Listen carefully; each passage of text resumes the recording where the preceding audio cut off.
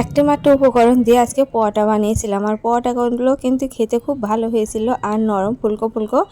সকালে জলখাবারে যদি এরকম পোহাটার এক বাটি তরকারি থাকে তাহলে তো আর কিছুই লাগবে না। তো একদম পোহাটা বানানোর জন্য কি কি উপকরণ নিলাম, তো 3 বাটি ময়দা নিয়েছি আর 1 চামচ চিনি, সামান্য একটু লবণ আর 1 বাটি টক দই দিলাম। এই টক দইয়ের জন্য আজকে পোহাটাগুলো খুবই ভালো হয়েছে। তো আমি ভালো করে এই ময়দাটা মাখিয়ে নিচ্ছি, আমি কোনো ময়াম দেবো না। তো এই উপকরণ দিয়ে আমি ভালো করে ময়দাটা মাখিয়ে নেব বেশ কিছুক্ষণ। এভাবে মধ্যে মধ্যে ময়দাগুলোকে মাখিয়ে নেব। আর আজকে পোহাটা এত সুন্দর হয়েছে আর কিন্তু খুবই ফুলকো ফুলকো আর নরম সফট হয়েছে। তো এভাবে বাড়িতে খুব সহজে তৈরি করে নিতে পারেন এবং খেতে কিন্তু খুবই ভালো লাগে। তো এবারে আমি পোহাটাগুলো কিছুক্ষণ ঢেকে রেখেছিলাম, এবারে ঢাকা খুলে আমি আর একটু মথে নিই। ভালোভাবে ময়দাটাকে আমি মথে নেব। যত ভালো করে মাখানো হবে লুচি পোহাটা বা রুটি কিন্তু খুবই ভালো হয়। আর 10 মিনিট 15 মিনিটের জন্য অবশ্যই রেস্টে রেখে দেবে। এবারে আমি একটা একটা করে লেচি কেটে পোহাটাগুলো বেলে নেব। তো এবারে চাকিতে আমি সামান্য ময়দা ছড়িয়ে দিয়ে আমি পোহাটাগুলো বেলে নিচ্ছি।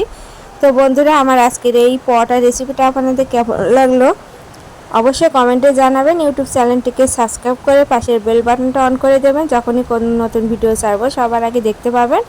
এবং শেয়ার করে দেওয়ার অনুরোধ জানাচ্ছি। আর যারা ফেসবুক থেকে দেখছেন লাইক এবং ফলো দিয়ে আমার পেজটিকে শেয়ার করে দেবেন।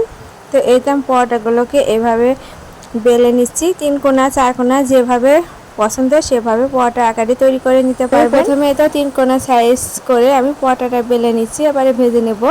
তো গ্যাসে একটা প্যান বসিয়ে দিলাম এবং সামান্য প্যান কিন্তু গরম করে নিতে হবে। আর উল্টে পাল্টে নিয়ে আমি পোহাটা ভেজে নেব। আমি তেল কিন্তু আগেই দেব না, প্রথম দুবার উল্টে নিয়ে আমি তেল দিয়ে দিচ্ছি। আর সামান্য একটু তেল দিয়ে কিন্তু পোহাটাগুলো খুব সুন্দর ভাজা হবে। তো সেজন্য আমি অল্প একটু তেল দিয়ে এভাবে উল্টে পাল্টে আমি পোহাটাগুলোকে একটু চেপে চেপে ভেজে নিব, কারণ যাতে কাঁচা না থাকে সেজন্য একটু উল্টে পাল্টে আমি ভেজে নিচ্ছি। 3 কোনা পোহাটা যেহেতু সেজন্য 3 কোণা একটু চেপে চেপে আমি ভেজে নিচ্ছি, যাতে এই কোণাগুলো কাঁচা না থাকে।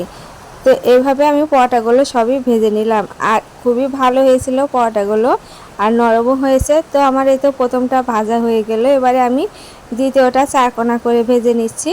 তো আমাদের বাড়িতে আবার ছোট ছোট বাচ্চারা আছে, কেউ 3 কোণা পছন্দ করে, কেউ 4 কোণা পছন্দ করে। তো তাদের পছন্দের জন্য এতেও একটা পোহাটা এখন শেপে আমি বেলে নিয়েছি। আর এভাবে পোহাটা কিন্তু যে কোনো নিরামিষ দিনে বা রাতে খাবারে বা সকালে জল খাবারে যে কোনো টাইমে করে নিতে পারেন। খুব সহজে হয়, তাড়াতাড়ি হয় আর ফুলকো ফুলকো এই পোহাটা খুব সহজে করে নিতে পারেন। তো আমার আজকের এই রেসিপিটা কেমন লাগছে কমেন্টে অবশ্যই জানাবেন।